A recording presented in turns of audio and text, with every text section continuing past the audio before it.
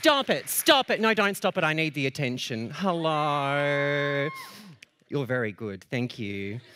Hello, my name is Cougar Morrison.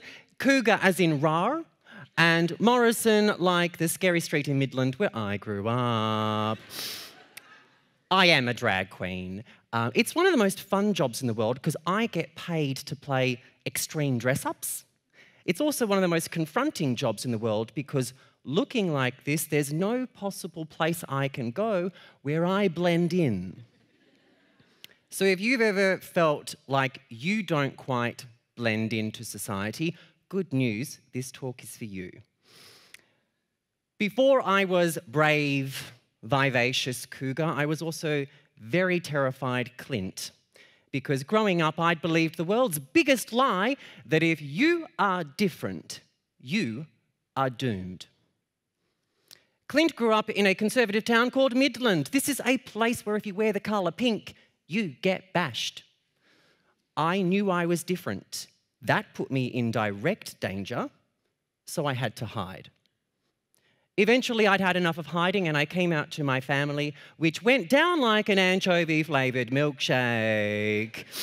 So dramatic little me packed my life into 2 suitcases and boarded a plane for New York City, not knowing where I'd be living once I got off the plane. There was no plan B. I was convinced I could not go back to my family, so this had to work. In my first 12 months living in New York City, I was working 3 jobs at the same time, making about $9 an hour. I got so sick, I was nearly hospitalised, and I got mugged. I'm very efficient. Was this stressful? Yes! But as I said, I didn't have a plan B, so any time I found myself in these very difficult, stressful situations, I somehow had to make it work. At which point I would always remember my mum's voice in my head going, stress is a silent killer. Stress is so unhealthy. So you can imagine my confusion where here I am on the other side of the world trying to make stress work for me. I'm either being very brave or very stupid. I finally got a sign that I might be doing something right, and that sign came in the form of a video about lobsters. Go with me, it will make sense.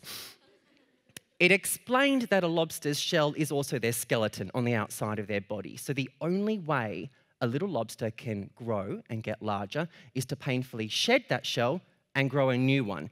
Now, they do repeat this process many, many times in their lifespan, each time getting a little bit larger and a little bit stronger. But what truly fascinated me was that the stimulus for making this entire transformation possible was stress. If there was no stress in a lobster's life, it would never get stronger. I was stunned. I was also a little bit concerned that I now shared so many similarities to a crustacean, and I really hope those similarities did not include smelling like a crustacean. Looking back at my time in New York City, I could actually now pinpoint specific moments where I had certainly shed a shell. I'm like, yep, when that happened, that was a shell popping off. And when this happened, possibly even 2. And as that process was going on, something quite remarkable started to happen. There was this crazy idea locked in the back of my mind, and it started to bubble up to the surface. This idea was locked away for very, very good reason. It was scary. It was about taking all the things of Clint that do not fit in and making a career out of it. It's nuts. But after 2 years of shedding shells, that idea was not quite as scary anymore, and Cougar Morrison was born. You see, Cougar is made up entirely of everything about Clint that's different, that's quirky, that does not blend. And instead of hiding and suppressing those differences, Cougar takes them, nurtures them, and champions them. Cougar put a pair of killer heels on top of the feet to show you all just how graceful a boy really can be.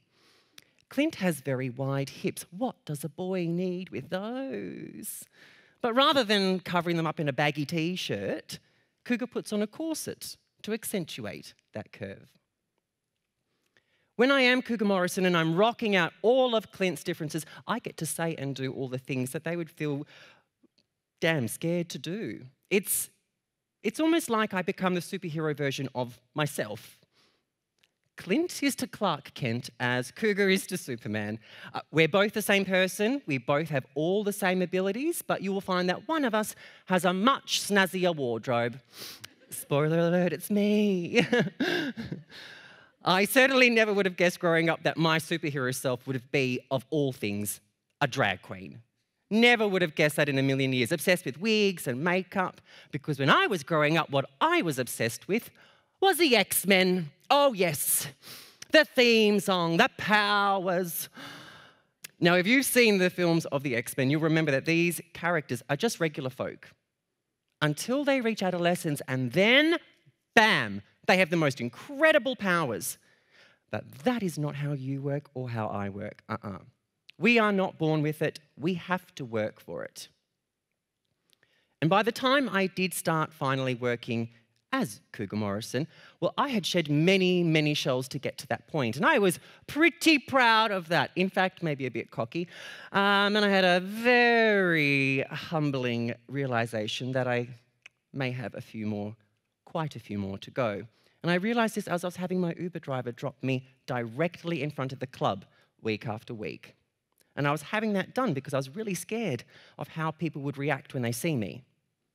You see, being heckled and receiving abuse is a very common experience for drag artists. And that bugs me. Why are people so offended when they see me when all I'm doing is walking to work? I desperately want to change their minds out there on the street, but how am I meant to do that if I only exist hidden in the dark in a nightclub with only like-minded people? So I leapt out of my comfort zone and I started doing drag not just in the dark, but in broad daylight too, which is a miracle in itself because drag is not a daytime sport. Fluorescent lights are the enemy. So there I was having photo shoots in the city and posing for artworks in the Cultural Arts Centre. And it worked. The shells were flying off me fast and furious. I was feeling great. My confidence was soaring. That instinct to hide that Clint had, well, that was still there. But because of this newfound strength, that instinct was no longer in control of me. The more that Cougar and Clint get to coexist in this itty-bitty body, the more I find that the line that separates us is actually blurring. Now, that's not to say that Clint wakes up every morning already in a wig and makeup. No. That's to say more that because of Cougar's fire and strength, Clint now has the courage to be seen and to stand up for themselves. In fact, many of Clint's family and friends would even say that they enjoy arguing a bit too much. So find out what it is about yourself that you're hiding. What makes you different? What makes you a bit quirky? Think on that, find it, nurture it, and champion it.